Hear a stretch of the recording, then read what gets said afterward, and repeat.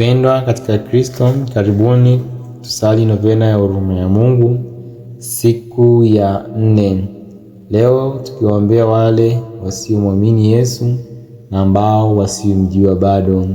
Tuendelee kuomba huruma ya Mungu katika maisha yetu, aweze kutusamehe dhambi zetu na azidi kutumiminia neema zake tele.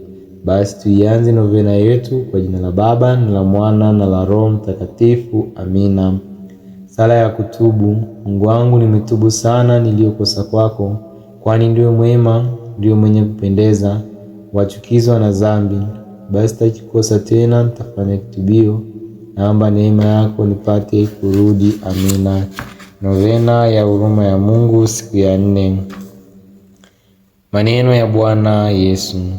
Leo niletee wale wote wasioamini na wale wasionijua bado. Wao pia naliwafikiria wakati wa mateso yangu makali, na juhudi watakayokuwa nayo baadaye linituliza moyo wangu.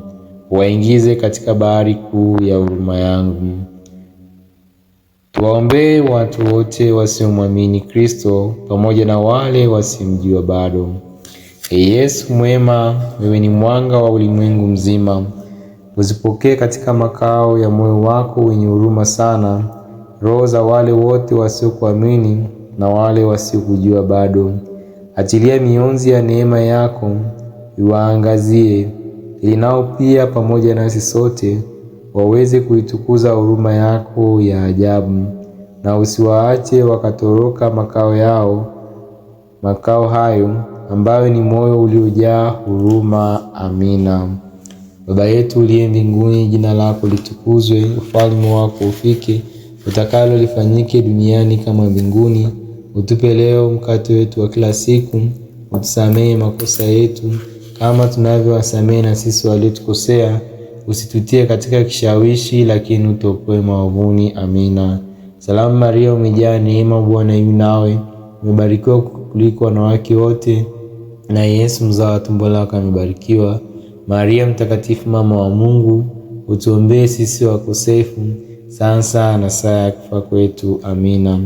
Baba wa milele, elekeza macho yako yenye huruma kwa roho za watu wote wale wasioamini mwanao, na wale ambao hawajakujua wewe bado, ambao tumewaingiza ndani ya moyo wa Yesu uliojaa huruma tele.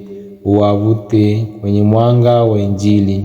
Watu hawa hawajui ukuu wa furaha iliyopo katika kukupenda wewe.